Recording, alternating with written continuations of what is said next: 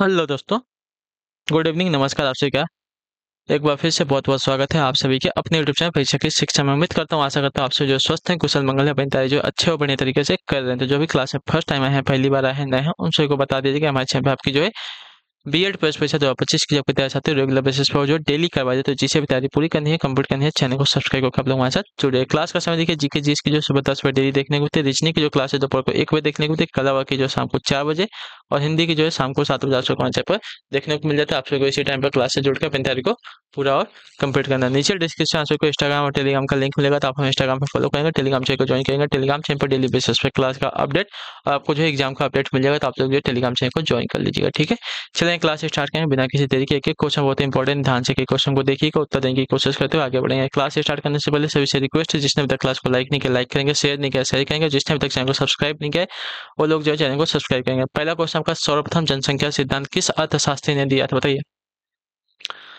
सर्वप्रथम जनसंख्या सिद्धांत जो है किस अर्थशास्त्री ने दिया था, इसका राइट आंसर हो जाएगा साथियों मॉल्डस ने। ठीक है, ऑप्शन नंबर सी राइट हो जाएगा। ठीक है, क्लियर से को सर्वप्रथम जनसंख्या सिद्धांत जो है मॉल्डस मॉल्थस अर्थशास्त्री ने दिया था।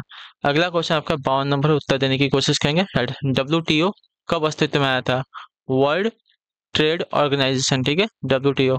ठीक है, तो वर्ल्ड यानी कि विश्व व्यापार संगठन की स्थापना गेट के उस राउंड में गेट के उस राउंड के बाद 1 जनवरी 1995 को हुई थी। ठीक है, 1 जनवरी 1995 को इसकी स्थापना हुई थी, तो ऑप्शन नंबर डी राइट है, डब्ल्यूटीओ यानी कि विश्व व्यापार संगठन। ठीक है, वर्ल्ड ट्रेड ऑर्गेनाइजेशन।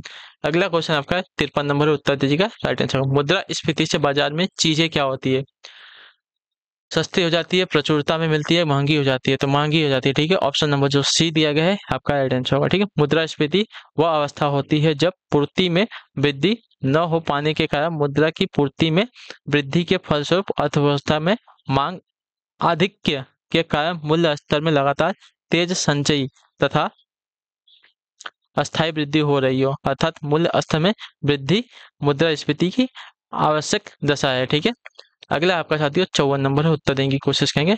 उत्पत्ति के नियम एवं पैमाने के प्रतिफल का संबंध है क्रमशः क्या, बताइए। उत्पत्ति के नियम एवं पैमाने के प्रतिफल का संबंध क्रमशः क्या है, तो यह है साथियों आपका अल्पकाल एवं दीर्घकाल से। ठीक है, तो ऑप्शन नंबर सी राइट होगा। ठीक है, यदि कुल उपयोगिता नहीं क्या दिया गया है, उत्पत्ति के नियम एवं पैमाने के प्रतिकूल का संबंध क्रमशः अल्पकाल एवं दीर्घकाल से। ठीक है, तो ऑप्शन नंबर आपका सी राइट है। अगले क्वेश्चन की तो बढ़ेंगे 55 नंबर, उत्तर दीजिएगा। अच्छा, कुल उपयोगिता एक बिंदु पर अधिकतम है तो सीमांत उपयोगिता क्या होती है, बताइए। कुल उपयोगिता एक बिंदु पर अधिकतम है तो सीमांत उपयोगिता क्या होती है, तो यह जो है शून्य होती है, ऑप्शन नंबर बी राइट होगा। ठीक है, यदि कुल उपयोगिता एक बिंदु पर अधिकतम है तो सीमांत उपयोगिता आपकी शून्य होती है। ठीक है, ऑप्शन नंबर बी आपका राइट है।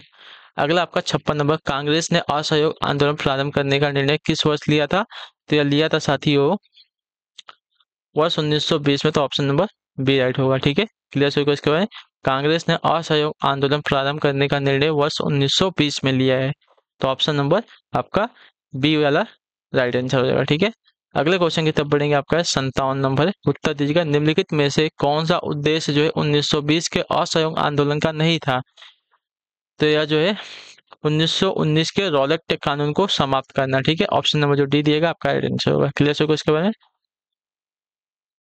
1919 के रॉलेट एक्ट कानून को समाप्त करना जो है इस 1920 के असहयोग आंदोलन का उद्देश्य नहीं था। ठीक है, स्वराज की प्राप्ति, टर्की के विघटन को रोकना, पंजाब में हुई ज्यादियों को समाप्त करना, ये जो है 1920 के असहयोग आंदोलन का उद्देश्य था। सिर्फ 1919 के रॉलेट कानून को समाप्त करना उसका उद्देश्य नहीं था। चलिए, अगला क्वेश्चन आपका है 58 नंबर, उत्तर देने की कोशिश करेंगे। राइट है, भारत में खिलाफत आंदोलन के नेता कौन थे, तो भारत में खिलाफत आंदोलन के नेता थे साथियों आपके मौलाना मोहम्मद अली एवं शौकत अली। ठीक है, तो ऑप्शन नंबर आपका ए राइट हो जाए। ठीक है, भारत में खिलाफत आंदोलन के नेता आपके मौलाना मोहम्मद अली एवं शौकत अली थे, तो ऑप्शन नंबर ए राइट है। खिलाफत का प्रश्न क्या था, बताइए।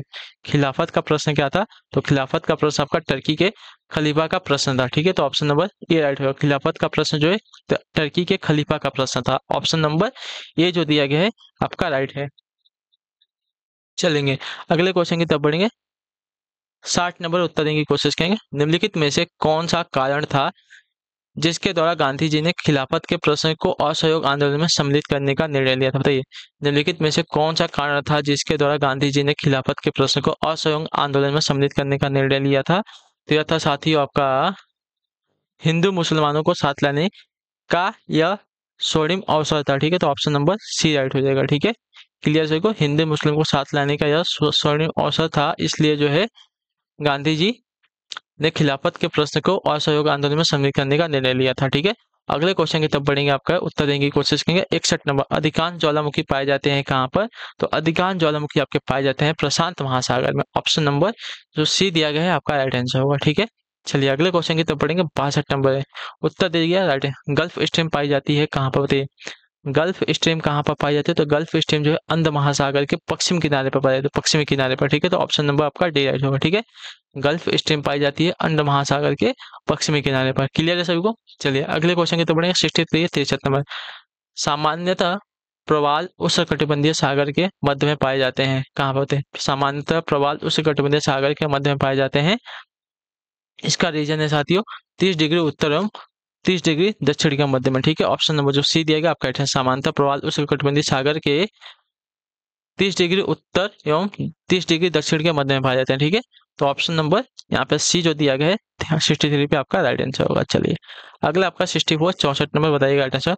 विश्व में सर्वाधिक लवणता वाला सागर है कौन सा? होती है विश्व में सर्वाधिक लवणता वाला सागर कौन सा है? तो विश्व में सर्वाधिक लवणता वाला सागर जो है आपके यहाँ पे मृत सागर है। ठीक है, डेड सी, तो ऑप्शन नंबर सी राइट होगा, लवणता वाला सागर। ठीक है, यहाँ आपका पानी जो है बहुत ही खारा है। चलिए 65, भाखड़ा नागर परियोजना किस नदी पर स्थित है? तो आपका राइट आंसर हो जाएगा साथियों सतलुज नदी पर। ऑप्शन नंबर जो ए दिया गया है आपका राइट आंसर पंजाब में। ठीक है, भाखड़ा नागर परियोजना जो है सतलुज नदी पर पंजाब में स्थित है। अगले क्वेश्चन की तरफ बढ़ेंगे आपका। चलिए 66 नंबर उत्तर देने की कोशिश करेंगे राइट आंसर। अंतर्राष्ट्रीय मुद्रा कोष की स्थापना हुई थी कब? बताइए, अंतर्राष्ट्रीय मुद्रा कोष की स्थापना कब हुई थी? तो अंतर्राष्ट्रीय मुद्रा कोष की स्थापना आपकी हुई थी ब्रेटन वुड्स कॉन्फ्रेंस के परिणाम स्वरूप। ठीक है, तो ऑप्शन नंबर सी राइट होगा। अंतर्राष्ट्रीय मुद्रा कोष की स्थापना आपके ब्रेटन वुड्स कॉन्फ्रेंस के परिणाम स्वरूप हुई थी, तो ऑप्शन नंबर आपका सी राइट होगा यहाँ पे। क्लियर से अंतर्राष्ट्रीय,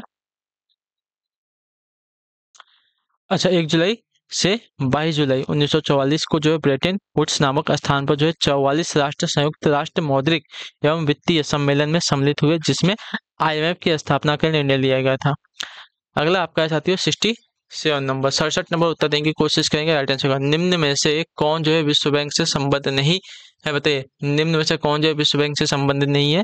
तो इसका राइट आंसर आपका हो जाएगा विश्व बैंक से संबंध रखना विश्व व्यापार संगठन नहीं है। ठीक है, ऑप्शन नंबर डी राइट हो जाएगा। ठीक है, क्लियर से इसके बारे में क्लियर है या नहीं? अंतर्राष्ट्रीय वित्त निगम, अंतर्राष्ट्रीय विकास संगठन, विश्व बैंक समूह के अंग हैं, जबकि कोई भी राष्ट्र जब IMF की सदस्यता स्वीकार करता है तभी विश्व बैंक का सदस्य हो सकता है, लेकिन विश्व व्यापार संगठन जो है विश्व बैंक से संबंधित नहीं है। ठीक है, अगला आपका 68 है 68 नंबर, भारत में हरित क्रांति के जनक कौन है? तो भारत में हरित क्रांति के जनक आपके MS स्वामीनाथन है, तो ऑप्शन नंबर सी राइट हो जाएगा। ठीक है, क्लियर सही को? चलिए भारत में हरित क्रांति के जनक आपके MS स्वामीनाथन को कहा जाता है। अगला आपका 69 नंबर, भारत के राष्ट्रीय आय का अनुमान किया जाता है कैसे? भारत में राष्ट्रीय आय का अनुमान कैसे किया जाता है? तो भारत में राष्ट्रीय आय का अनुमान किया जाता है केंद्रीय सांख्यिकी संगठन के द्वारा, तो ऑप्शन नंबर ए जो दिया गया आपका राइट है। चलिए अगले आपका 70 नंबर प्रश्न उत्तर दिएगा। भारतीय संविधान में कौन से भाग में नीति निर्देशक तत्वों का वर्णन? बताइए, भारतीय संविधान के कौन से भाग में नीति निर्देशक तत्वों का वर्णन है? तो यह है साथी आपके चौथे भाग में। ठीक है, ऑप्शन नंबर सी दे दिएगा आपका राज्य के नीति निर्देशक तत्व जो संविधान के भाग 4 के अनुच्छेद 30 से 51 तक सम्मिलित किए गए हैं। इन तत्वों में संविधान तथा सामाजिक न्याय के दर्शन का वास्तविक तत्व निहित है। नीति निर्देशक तत्व जो है संविधान में सम्मिलित कुछ आदर्श होते हैं जो किसी भी सरकार के लिए पथ प्रदर्शक का कार्य करते हैं। नीति निर्देशक तत्वों का उद्देश्य सामूहिक रूप से भारत के आर्थिक एवं सामाजिक लोकतंत्र की रचना करना तथा कल्याणकारी राज्य की स्थापना करना है। अगला आपका है 71 नंबर उत्तर देने की कोशिश करेंगे। भारतीय संविधान के स्वतंत्रता का अधिकार निम्न में से किस अनुच्छेद में वर्णित किया गया है? बताइए, भारतीय संविधान में स्वतंत्रता का अधिकार जो है निम्न में से किस अनुच्छेद में वर्णित किया गया है? तो यह किया गया है साथियों अनुच्छेद 19 में। ऑप्शन नंबर बी राइट होगा। ठीक है, भारतीय संविधान में स्वतंत्रता का उल्लेख जो अनुच्छेद 19 में है। अनुच्छेद 19 में भारतीय नागरिकों को 6 प्रकार की स्वतंत्रता प्रदान की गई है, जो इस प्रकार है। देखिए 19(1) डी है वाक स्वतंत्रता का अभिव्यक्ति। एक ख में दिया गया है आपका शांतिपूर्वक निरायुद्ध सम्मेलन का। ग में दिया गया संगम या संघ बनाने की स्वतंत्रता। ख में दिया गया भारत के राज्य क्षेत्र में सर्वत्र अबाध संचरण का। और ड में दिया गया है भारत के किसी भाग में निवास करने और बस जाने की स्वतंत्रता है इसको। और कोई वृत्त उपजीविका व्यापार या कारोबार करने का अधिकार इसको दिया गया है। ठीक है, तो ये 6 प्रकार के 1919 में अधिकार दिए गए हैं स्वतंत्रता के। ठीक है, अगले क्वेश्चन की तरफ बढ़ेंगे। 72 नंबर, संविधान के किस संशोधन द्वारा जो नागरिकों के मौलिक कर्तव्य जोड़े गए थे? तो आपका राइट आंसर 1976 के 42वें संविधान संशोधन। ऑप्शन नंबर ये आपका राइट आंसर। भारत के मूल अधिकारों को जो है मूल कर्तव्यों का उल्लेख नहीं था। ठीक है, भारत में मूल संविधान में जो है मूल कर्तव्यों का उल्लेख नहीं था। इसे जो है 42वें संविधान संशोधन 1976 द्वारा स्वर्ण सिंह कमेटी की सिफारिश पर जो है जोड़ा गया था। मौलिक कर्तव्यों को जो है भारतीय संविधान से जो रूस के संविधान से ग्रहण किया गया है। वर्तमान समय में जो भारतीय संविधान में आपका 11 मूल कर्तव्य का उल्लेख है। ठीक है, अगला आपका है 73 नंबर प्रश्न बताने की कोशिश करेंगे। राइट, भारतीय संविधान का निर्माण निम्नलिखित में से किसने किया था? बताइए, भारतीय संविधान का जो निर्माण है निम्नलिखित में से किसने किया था? तो संविधान सभा ने। ठीक है, ऑप्शन नंबर बी राइट हो जाएगा। ठीक है, भारतीय संविधान का निर्माण संविधान सभा द्वारा किया गया था। संविधान सभा का गठन कैबिनेट मिशन योजना 1946 द्वारा हुआ था। संविधान सभा की पहली बैठक आपकी 9 दिसंबर 1946 को हुई थी। भारत का संविधान बनाने में समय लगा था। तो भारत का संविधान बनाने में 2 वर्ष 11 माह 18 दिन का समय लगा था। ठीक है, 2 साल 11 महीना और 18 दिन का समय लगा था संविधान बनाने में। ठीक है, संविधान बनाने में 2 वर्ष 11 माह 18 दिन का समय लगा। भारतीय संविधान 26 नवंबर 1949 को बनकर तैयार हो गया।